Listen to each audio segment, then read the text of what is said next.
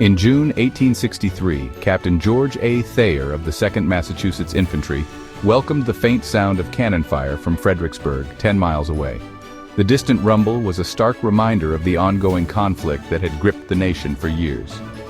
For Thayer and his men, the sound was both a harbinger of danger and a break from the monotony of camp life. It broke the monotony of camp life.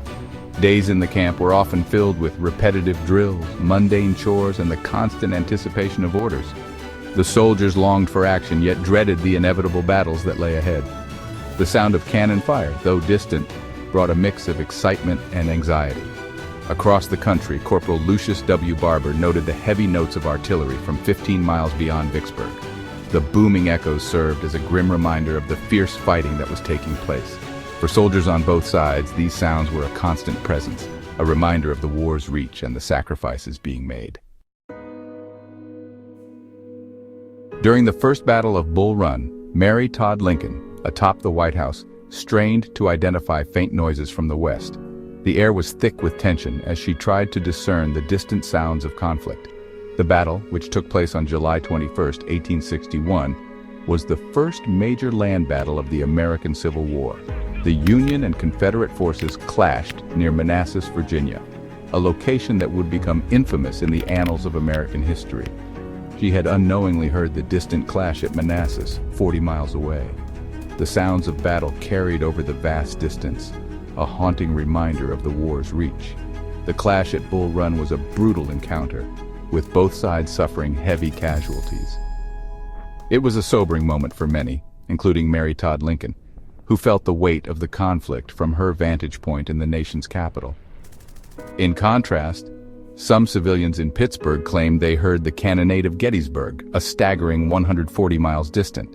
This phenomenon, known as acoustic shadows, allowed sounds to travel great distances under certain atmospheric conditions.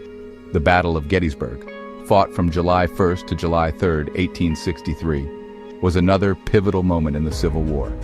The echoes of cannon fire and musket shots reached far and wide, a testament to the scale and intensity of the conflict. These distant sounds served as a grim reminder of the war's far-reaching impact on the nation. At Gaines' Mill in June 1862, a pivotal battle of the American Civil War unfolded. The landscape, now serene, was once a scene of intense conflict and bravery. Confederate official Robert G. H. Keene and others watched a massive engagement involving tens of thousands of soldiers. The air was thick with tension as strategies were executed and lives were risked. Yet no sound reached them across the swampy terrain. The distance and the natural barriers created an eerie silence, making the visual spectacle even more surreal. Witnesses described the event as a silent pantomime of smoke and movement. The battlefield was a theater of war, where the only actors were soldiers and the only script was survival.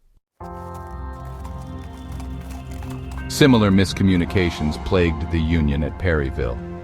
Less than 3 miles from the action, Major General Don Carlos Buell dismissed the sounds of musketry as skirmishers wasting ammunition. Only a courier's report revealed the scale of the engagement. Explanations range from wind direction to varying air densities, creating pockets of silence. John B. DeMott theorized that air's changing density played a crucial role. Even today, acoustic shadows remain a partially understood phenomenon.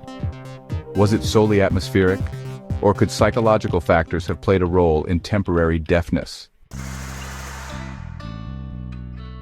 If you enjoyed this journey into the unexplained, don't forget to like, subscribe, and join us next time on for more tales from the past.